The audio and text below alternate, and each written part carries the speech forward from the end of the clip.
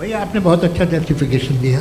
या आप वो जो वहाँ के प्राइम मिनिस्टर इजराइल के उन्हें भेजिए, वो बहुत खुश होंगे। आप जस्टिफिकेशन दे देना कि अगर गॉड नहीं है तो बच्चे क्यों मर रहे हैं, आप बताएं। वो ये सवाल पूछ रहे हैं कि अगर आप ईश्वर का अस्तित्व नहीं मानते हैं तो उन बच्चों की मौत को आप कैसे इंटरप्रेट करते हैं? सही भाई ये दुनिया जो है, जो ताकतवर लोग होते हैं वो एक नाइंसाफ़ी करते हैं। तो ये अच्छा काम है आपके नज़दीक, तो नेचर नाइंसाफ़ी पे मबनी है। अरे मेरे भाई, आप नेचर की कहाँ बात कर रहे हैं, तो इंसान की बात कर रहे हैं। तो फिर जब मैं इंसान की बात कर रहा था आप नेचर की बात करने लग गए। क्रॉस एग्जामिनेशन नहीं। हाँ, अब आप मुझे बोलने नहीं देंगे तो नाज़रीन, आप सुन रहे हैं 30 मिनट की डिबेट, जिसमें ये कहा जा रहा है इनकी जावेद अख्तर की तरफ से गॉड इज़ नॉट एग्जिस्ट, यानी खुदा है ही नहीं। तो इसमें मुफ्ती शुमाइल नदवी और जावेद अख्तर के दरमियान डिबेट चल रही है, तो चलते हैं वीडियो की तरफ। अलग बात है, आप बोलिए, मैं मुझे कोई चीज़ नहीं। जी नहीं, ये क्रॉस एग्जामिनेशन मुझे बोल तो लेने दीजिए। जी बोलिए। क्या बात ये है कि ह्यूमन सोसाइटी तभी साथ में रह सकती है जब वो मोहब्बत से, एकता से, एक दूसरे के एहतराम करके रहे। इसके अलावा पॉसिबल नहीं है, अकेले तो इंसान रह नहीं सकता। वहाँ पर कुछ लोग हैं जो फाउल करते हैं। वो फाउल हमेशा से तारीख में होता आया है। आज ये हो रहा है, जो हो रहा है बहुत बुरा हो रहा है, बहुत जालिमाना है, बहुत जाबराना है। उसको आप कहें कि ये बच्चों को कॉम्पनसेशन मिल जाएगा या इसकी इंजेक्शन है, इंजेक्शन तो हेल्थ के लिए दिया जाता है। आप ये कह रहे हैं कि ये बच्चों की जो धज्जियाँ उड़ रही हैं ये इंजेक्शन है, ये टेस्ट है, ये टेस्ट है, और उस टेस्ट में उनको ऐसा रिकॉम्पेंस मिलेगा जो आपके तस्वुर के बाहर है। ये आप 3 बरस के बच्चे को बारूद से उड़ा के टेस्ट ले रहे हैं। वाह, वो नहीं ले रहा है, खुदा नहीं उड़ा रहा है, इजराइल उड़ा रहा है। जी, ये तो उसको अगला सवाल लेते हैं। अगला सवाल लेते हैं प्रोफेसर पुरुषोत्तम अग्रवाल। मुफ्ती साहब, एक निवेदन आपसे है कि कम से कम थोड़ा सा माइक क्लोज, एक रिलीजियस और फिलॉसफिकल कर मैम प्लीज। एक रिलीजियस और फिलोसफिकल ट्रेडिशन है जो ब्रह्मांड को यानी यूनिवर्स को ही अंतिम मानती है। सर्वम खलु इदम ब्रह्मम, this is Chandogya Upanishad, and it completely rules out the existence और नेसेसिटी, आपके शब्दों में necessity of a creator. The creation itself is the creator. तो एक मिनट प्लीज। दूसरा जो सवाल आपने अभी, जो आप बार बार कह रहे हैं कि भगवान विद्वान भी है, वाइज, सब जानने वाला, तो अगर विजडम में दुनिया भर के पापों और अत्याचारों को बर्दाश्त करना शामिल है, तो फिर इसका मतलब ये हुआ कि अगर मैं फ्री विल से उसको अपोज करता हूँ तो ईश्वर की विजडम और मेरी फ्री विल में कॉन्ट्राडिक्शन है। Because when I am opposing whatever है happening in Gaza, then I am opposing the God's will और गॉड्स विजडम। जवाब लेते हैं तो गॉड की विजडम में, एक मिनट सर प्लीज सर, ये एक जुमला, गॉड की विजडम है कि गाजा में जो कुछ हो रहा है वो हो रहा है, मैं उसका अपोज कर रहा हूं, तो मैं गॉड की विजडम के खिलाफ जा रहा हूं। एक सवाल। दूसरा ये नहीं, आपने 2 ऑलरेडी। सर आप और सवाल कर लें, लेकिन मुझे 2 जवाब दे। पहले आपने ये कहा, सुनिए मेरी बात सुनिए। इजराइल के गॉड के मुताबिक तुम्हारा ठीक हो रहा है ना? नहीं हो रहा है, ठीक नहीं हो रहा है। मैं बता रहा हूँ क्या हो रहा है, आप तशरीफ रखें, मैं बता रहा हूँ क्या हो रहा है।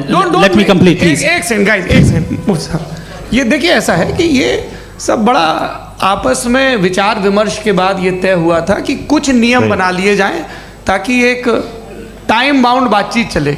और भाई साहब, आप बड़ा ज़रूरी काम कर रहे हैं, लेकिन कैमरे के फ्रेम में आके उस काम को गड़बड़ कर दे रहे हैं। ठीक है गुरु, अब मेरे को कहीं का गुस्सा कहीं निकालना था, सॉरी। नहीं, कोई गुस्सा नहीं है जी। तो प्रोफेसर ने सवाल पूछे, आप उनके जवाब दें, और थोड़ा ये सब लोग थोड़ा ख्याल रखें भाई, सवाल संक्षिप्त रखें जी। आपने 2 सवाल किए। सबसे पहला ये कहा कि हमारे पास ये कॉन्सेप्ट है कि ये यूनिवर्स खुद नेसेसरी बीइंग है, creation itself is the creator. How irrational is this कि मैं एग्जिस्ट करूंगा बाद में, लेकिन अभी एग्जिस्ट कर भी रहा हूं, यानी एक ही टाइम में एग्जिस्ट भी कर रहे हैं, नहीं भी कर रहे हैं। This is not true. दूसरी चीज आपने कहा कि अगर इजराइल में, सॉरी माफ कीजिएगा, Israel doesn't exist, occupied Palestine में अगर बिल्कुल सही, अगर ऑक्यूपाइड पैलेस्टाइन में बच्चों को मारा जा रहा है फ्री विल की वजह से और गॉड नहीं रोक रहा, ये कॉन्ट्राडिक्शन है। ये बताइए कि एक एग्जाम में एक बच्चा गलत आंसर लिख रहा है, सुनिए, एग्जामिनर चाहे तो रोक सकता है, क्यों नहीं रोक रहा है? ये कॉन्ट्राडिक्शन है, ये कॉन्ट्राडिक्शन नहीं है। नहीं सर, ये आपस में जी, ये क्या आपका सवाल? माइक दीजिए। फ्री विल दिया गया है टेस्ट के लिए, अकाउंटेबिलिटी के लिए। अगर फ्री विल नहीं होता तो आप कहते हैं हमें रोबोट बना दिया गया। नॉट मिसरिप्रेजेंट माय पोजीशन, आपकी जो भी पोजीशन, मैं अपनी फ्री विल के नाते, अपने ह्यूमन विजडम के नाते गाजा में हो रही अत्याचार का विरोध करता हूँ। बिल्कुल करना चाहिए। के हिसाब से मैं गॉड की विजडम का विरोध कर रहा हूँ? बिल्कुल नहीं, जो हो रहा है गॉड की, बिल्कुल भी नहीं, बिल्कुल भी नहीं। उसका वहां पर गाजा में कत्ल होना ये इंसानों के गलत इस्तेमाल का नतीजा है, फ्री विल के इस्तेमाल का नतीजा है। गॉड इसका हुक्म नहीं देता, उससे रोकता है। यही तो मसला है ना, आपके लिए कॉन्सेप्ट क्लियर नहीं नहीं भाई, आपने तो बताया था इंजेक्शन लगाने से बच्चे को तकलीफ होती है, ये इंजेक्शन लगा। सर आप ऐसे रेटोरिक स्टेटमेंट दें तब तो कोई मसला नहीं समझते रहेंगे। This is a rhetoric statement, this is not a logical argument sir. I am sorry, I am sorry. आखिरी 30 मिनट बड़े मुश्किल होने वाले हैं। जी मुफ्ती साहब आगे बैठे हैं, इनको माइक दीजिए।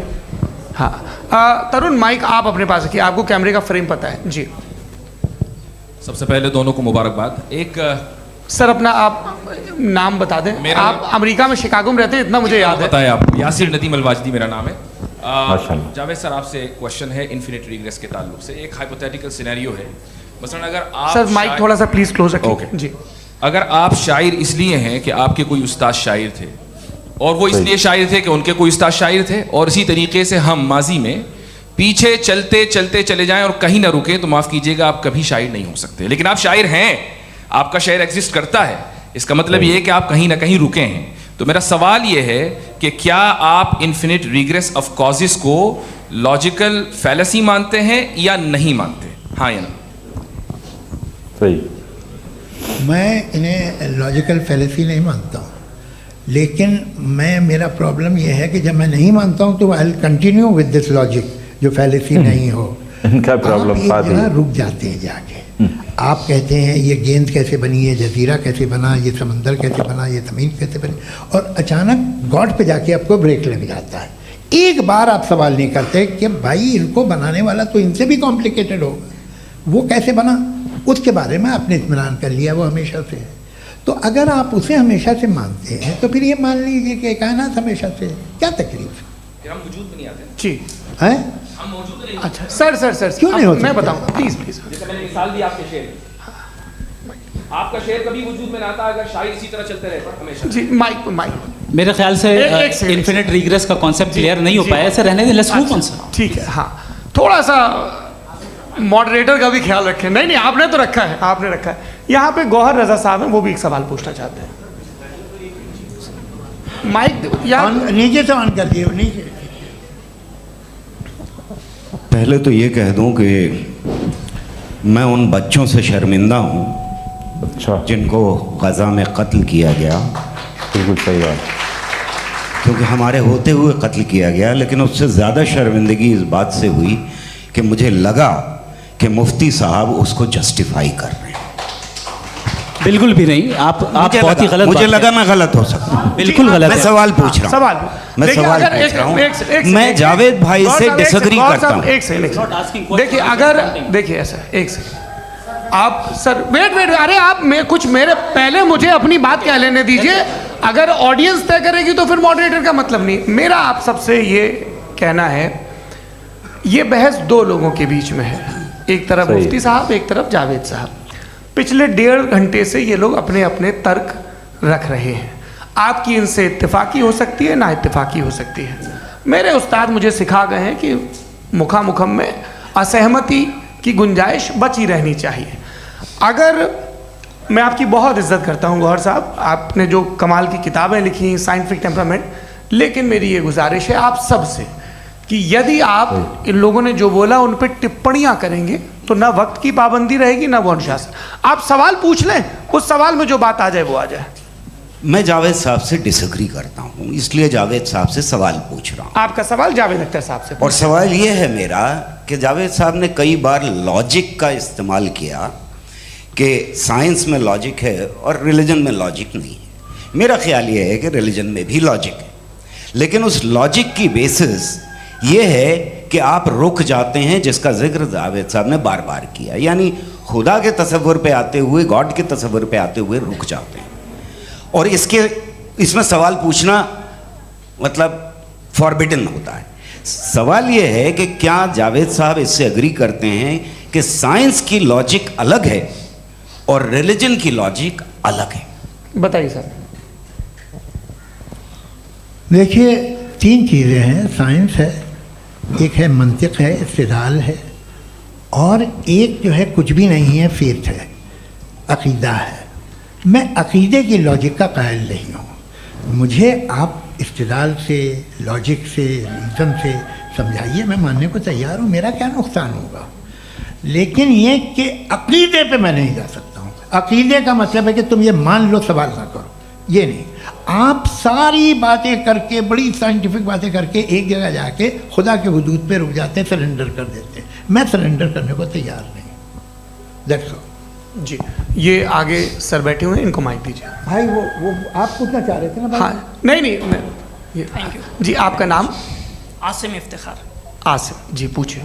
सर, जावेद सर से सवाल है कि आपने अपने क्लोजिंग माइक थोड़ा करीब रखिए। अपने क्लोजिंग स्टेटमेंट में ये बात कही थी कि मज़हब का जो फ्यूचर है वो ज़्यादा दिन नहीं जाने वाला है, लेकिन मैं देख पा रहा हूँ कि जो ऑक्सफोर्ड यूनिवर्सिटी की एक स्टडी है 2011 में हुई है, जिसके 50 एकेडमिशियंस ने इसको अंजाम दिया था, उसमें वो ये कहते हैं कि जो फेथ इन गॉड है वो इनबिल्ट है ह्यूमन नेचर के अंदर, जिसको हम कहते हैं फितरत के अंदर शामिल है वो।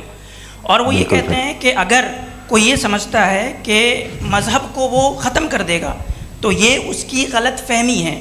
तो आप इसके बारे में, इस स्टडीज़ के बारे में क्या कहते हैं? ठीक है, मैं उनसे एग्री नहीं करता हूँ। वो कौन से प्रोफेसर होंगे? ऐसा उनके क्या पास डेटा है, इन्होंने डेटा के बेस होगा। डेटा क्या हो सकता है? फ्यूचर का डेटा तो नहीं हो सकता ना उनके पास, प्रेजेंट का डेटा हो सकता है। डेटा आपने सुना 100 साल पहले का बाद का डेटा? मैंने तो नहीं सुना आज तक।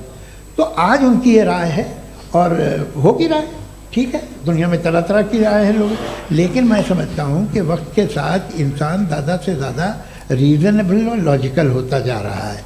आज आप देखिए वेस्टर्न यूरोप में क्या परसेंटेज है नॉन बिलीवर्स की, बहुत हाई है। वहाँ चर्च खाली पड़े होते हैं। तो अल्टीमेटली तो इंसान कोई ऐसी बात बहुत अरसे तक नहीं मान सकेगा, चाहे गलत या सही, जो उसे, उसके दिमाग को, उसके जहन को, उसकी लॉजिक को अपील लगे। वो कह रहे हैं तो ऑक्सफोर्ड के होंगे, तो कैम्ब्रिज के होंगे, तो मुझे क्या लेना देना। उनका डेटा मुस्तकबिल का नहीं हो सकता है। जी, दीपक, हाँ पूछिए। मैं आऊँगा, अभी पीछे की साइड भी आऊँगा, माइक वहीं भेजूंगा 2-3 साल के लिए। जी जावेद साहब, आपसे सवाल है। नमस्ते। अरे भाई सर, अगर आप ही लोग को तय करना है तो फिर 200 लोग तय कर लें। ये एक साहब पूछ नहीं रहे सर, हैं। Please don't do this sir. Sir, everybody has a right sir, but we can only take selected questions.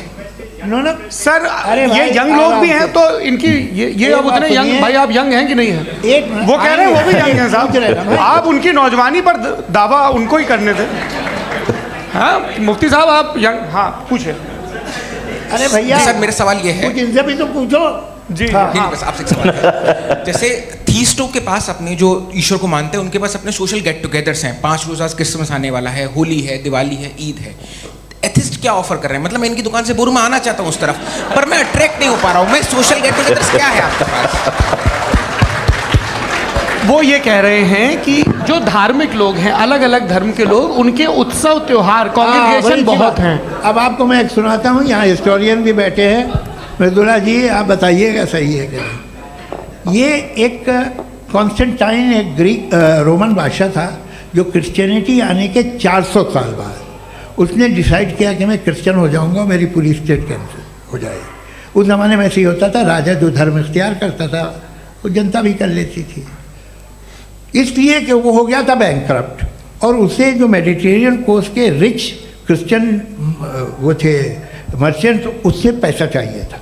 तो उसने कहा यार क्रिश्चियन हो जाओ। तो उसने अपने वजीर से कहा कि भाई ये हिस्ट्री है कि अब हम लोग क्रिश्चियन हो जाते हैं।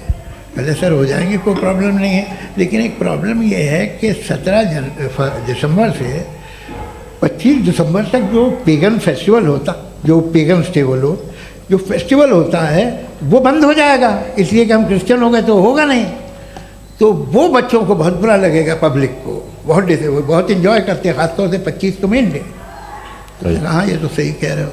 ये जीसस क्राइस्ट की पैदाइश कब थी? पहले साहब वो अप्रैल में थी। नहीं, कट करो, वो 25 दिसंबर को है। ये हकीकत है।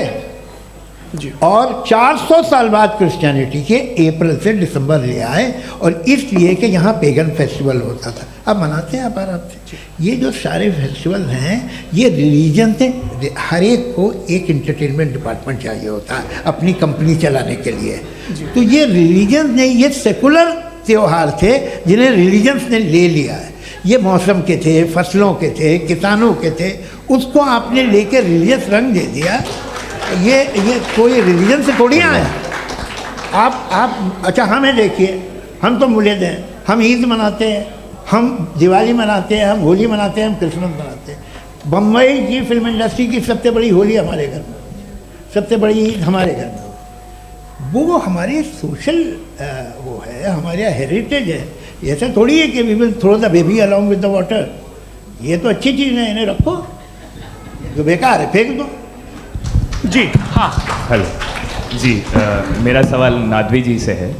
जैसा कि आपने बोला कि गॉड टाइम के भी परे हैं और गॉड इतनी कॉम्प्लेक्स चीज़ है कि उसे ह्यूमन माइंड समझ नहीं सकता, और गॉड ने अर्थ पे फ्री विल भी दे दी है, तो आप अपना वक्त ज़ाया क्यों कर रहे हैं गॉड के बारे में बात करके? अपन को तो बात करनी चाहिए कि सोसाइटी को बेहतर कैसे करें। जी, मैं गॉड वही बताता है सोसाइटी को कैसे बेहतर करें। अभी मैं आपका जवाब देता हूँ। आपने कहा कि टाइम पे वो एग्जिस्ट नहीं करता, सो नहीं, मेरा सवाल ये है कि जैसा आपने बोला कि गॉड बहुत ही कॉम्प्लेक्स चीज़ है। मैंने कहा ही नहीं कि कॉम्प्लेक्स है, तो आपके अल्फाज हैं।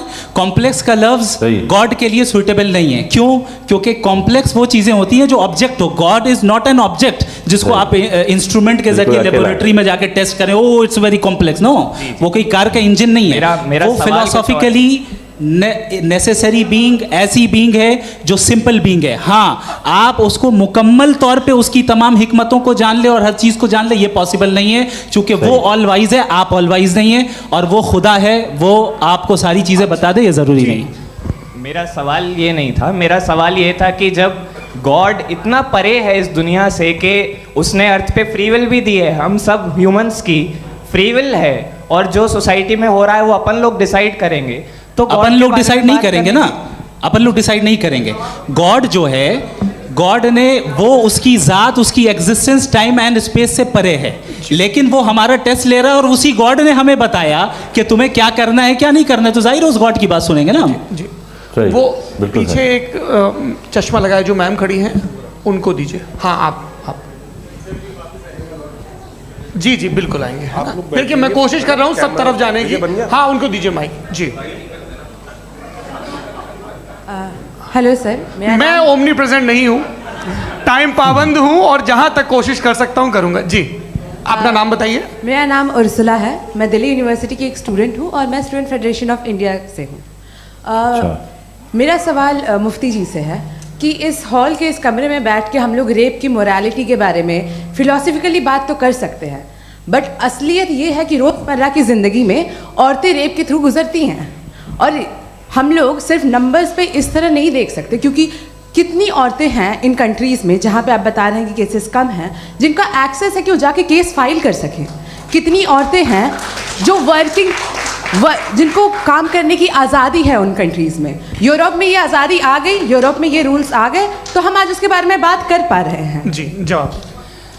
आपने ये कहा कि कमरे में बंद होकर हम लोग इस पर फिलोसफिकली बात कर सकते हैं, लेकिन हकीकत में क्या हो रहा है, वो ग्राउंड लेवल पे क्या हो रहा है जो बहुत गलत हो रहा है, और वो सफ़र कर रही हैं। आई एग्री, बहुत गलत हो रहा है, और जो गलत हो रहा है उसको हमें रोकना है। और क्यों रोकना है, वो गलत क्यों है?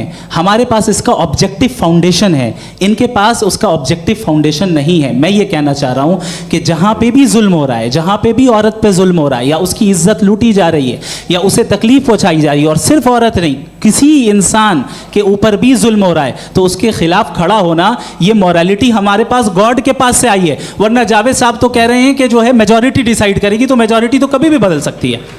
सही है, बिल्कुल सही। क्या आप हाँ। ये थोड़ी सी आपको गलतफहमी है। मैं अगर मेरे जुमले से ये मतलब निकला या मैंने कहा, तो ये जुमला मैं वापस लेता हूँ, ये मेरा मतलब ही नहीं था कि मेजॉरिटी कितने लोग हैं वापस डिसाइड करें तो दुनिया में बड़ी। वैसे आपने कहा था ये जुमला, अच्छा हो सकता है, मैं मान रहा हूँ, बाद में रिकैप कर लेंगे। अरे एक सेकंड, मैं अपनी एक्सप्लेनेशन दे रहा हूँ। मुनासिब बात यह है कि हम सब के सब दिल में जानते हैं कि क्या अच्छा है क्या बुरा है, हमें पता है अच्छी तरह से। जो लोग बुरे काम करते हैं उन्हें भी मालूम अच्छा क्या है। यही तो सवाल था हजरत सर, कि फिर सर, ये मोरालिटी आई कहाँ से? क्रॉस एग्जामिनेशन, हाँ जी हाँ जी। मोरालिटी साथ रहने की डिजायर से आई।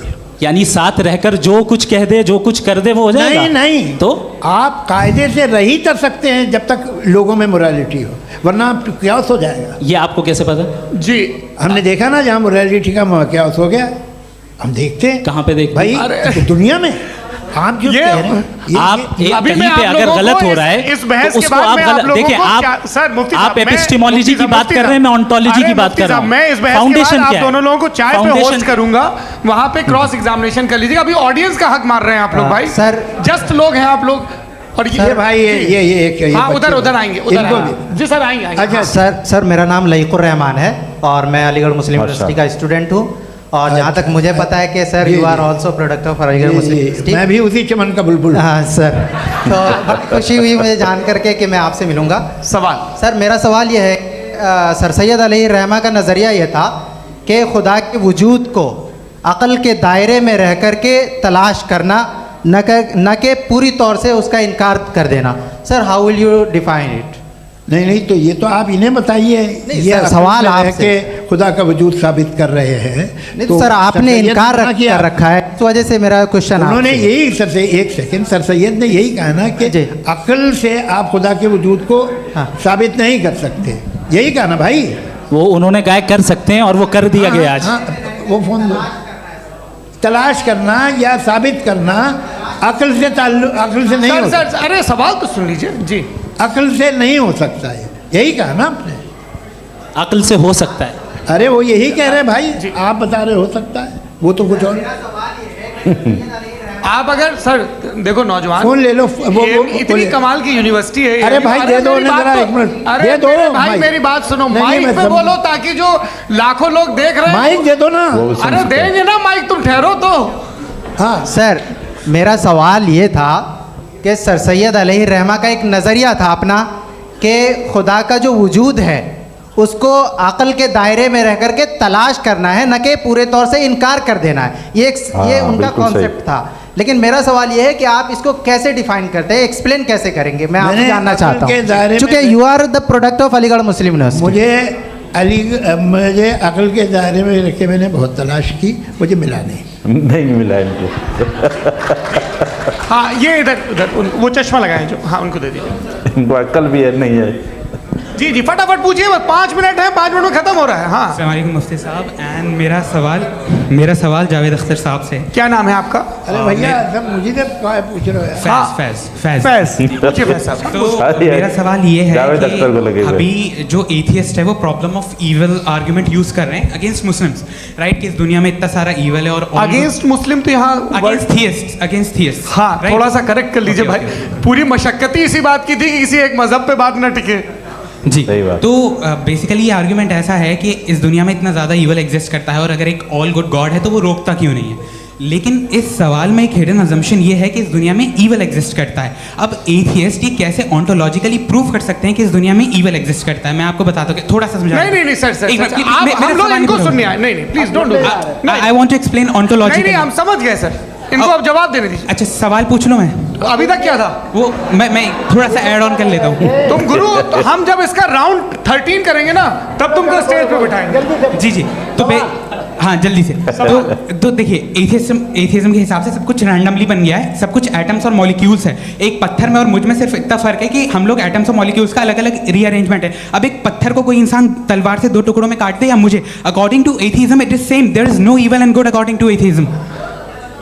जी अच्छा फैज साहब का सवाल ये है कि हाँ कोशिश भी करते तो इससे गलत सवाल नहीं कर पाते। एक लाइफ फॉर्म है और लाइफ फॉर्म में फीलिंग्स हैं, मतलब लाइफ फॉर्म सुनता है, देखता है, टेस्ट कर सकता है, फील कर सकता है। तो उसकी ये जो क्वालिटी इस बबल में आ गई हैं, वो जानवर में भी है, इंसान में भी है। तो जाहिर है कि उसे कोई तकलीफ पहुंचेगी, तो चूंकि उसके पास वो सेंसिटिविटी है तो मैं करेगा। पत्थर में वो सेंसिटिविटी नहीं है। तो ये क्या सवाल हुआ कि अगर पत्थर को काटा तो पत्थर को तकलीफ नहीं होती, तो आपको काटे तो आपको क्यों तकलीफ हो? बैठ जाइए। जी हाँ अगला सवाल। हाँ पूछिए जी जावेद अख्तर साहब, अरे भैया सारे लगे हुए मुफ्ती साहब को छोड़ रहे हैं, मेरे ही पीछे पड़े हैं क्या? फिर चलो बोलो भाई। पैसे तो तय पड़ेंगे। You asked how God can exist when children die in Gaza. हाँ? You asked how God can exist when children die in Gaza, and you also mentioned the rise of atheism in Europe. But the same events also are leading many atheists and non-believers to turn towards faith. How do you interpret this contradiction, where suffering pushes some away from God, yet brings others closer to belief? देखिए, आपको एक बात बताऊं, दुनिया perfect तो कहीं भी नहीं है, हर जगह कुछ खामियां हैं। बेटा एक मिनट, मैं आप ही को कहेंगे, देखो वो तो कुछ खामियां, कमज़ोरियां, खराबियां सब जगह है। लेकिन अगर देखोगे ईमानदारी से कि दुनिया सबसे ज़्यादा महज़्ज़ब कहाँ है, एक आम शहरी को कहाँ हुकूक हासिल हैं, वो बोल सकता है, अपनी मर्ज़ी से काम कर सकता है, अपनी मर्ज़ी से राय दे सकता है, हुकूमत के ख़िलाफ़ बोल सकता है, बरसरे इक़्तिदार लोगों के बारे में बोल सकता है, सरमायादारों के ख़िलाफ़ बोल सकता है। तो आपको ये स्कैंडिनेवियन कंट्रीज़ में मिलेगा, वेस्टर्न यूरोप में मिलेगा। मैं नहीं कह रहा वो परफेक्ट है, बिल्कुल नहीं, वहाँ बहुत ख़राबियाँ भी हैं, परफेक्ट तो कोई। लेकिन जिन जिन मुल्कों में, लैटिन अमेरिका देखो, गल्फ़ देखो, वहाँ पर आपको ये ज़रूर है कि रेप नहीं होते होंगे। रेप की ज़रूरत क्या है भाई? उसको तो ख़रीद लो, घर में रखो, सड़क पर रेप करने की क्या ज़रूरत है? मगर सुनिए सुनिए सुनिए, मगर हकीकत ये है कि वहाँ शख्सी आज़ादी राय देने की, बोलने की नहीं है। जी, ये एक आखिरी सवाल मुफ्ती साहब से। हाँ मैम, इनको माइक दीजिए। शुक्रिया। मेरा नाम मनीषा है, मैं हरियाणा से आई हूँ। मैं मुफ्ती साहब से एक बात पूछना चाहती हूँ। आप बार बार जावेद साहब को कॉन्ट्राडिक्ट तो कर रहे हैं कि आपने ये कहा, लेकिन आप भी अजम्पशंस के बेसिस पे बात कर रहे हैं। आपने खुदा के होने का कौन सा प्रूफ पेश किया है, खुदा की एग्जिस्टेंस का? अब इस सवाल को अलग रहने दीजिए, कौन एथीस्ट है कौन नहीं है। और दूसरी बात जो आपने एक छोटी सी कही थी कि ये फ्री विल का इस्तेमाल करता है इंसान अपनी, लेकिन इस फ्री विल का इस्तेमाल में मतलब खुदा ने ये दे दी सबको ये इजाज़त कि वो कितना घिनौनापन और कितने ज़्यादा ख़राब से ख़राब तरीके इस्तेमाल कर सकता है। जवाब सुनते जी। आप फ्री विल को मानती हैं ना, या अब कहती हैं कि फ्री विल नहीं है ना? मानती है ना? तो अब आपके पास इसका कोई एक्सप्लेनेशन नहीं है कि अगर एक इंसान उस फ्री विल का इस्तेमाल करके गलत काम कर रहा है और बच के अच्छी ज़िंदगी गुजार के निकल जा रहा है, उसका कोई रिकम्पेंस नहीं है। हमारे वर्ल्ड व्यू में जो इंसान गलत काम कर रहा है उसको भी रिकम्पेंस यानी उसका बुरा बदला मिलना है, और जो सही काम कर रहा है उसको सही बदला मिलना है। तो नाज़रीन, आपने मुफ्ती शुमाइल और जावेद अख्तर के दरमियान ये डिबेट सुनी। उम्मीद है कि आपको समझ में आएगी। अगर आपका इसमें यानी जहन काम करता हो कि जावेद अख्तर की तरह नहीं, वैसे मैं पूरी आपने डिबेट देखी, तो इसमें आप कमेंट्स में बताएं कि जावेद अख्तर सही हैं या मुफ्ती शुमाइल। तो मैं इंतज़ार करूंगा आपके कमेंट्स का। तब तक के लिए इंशाल्लाह नेक्स्ट किसी वीडियो में देखेंगे। तब तक के लिए अल्लाह हाफिज़।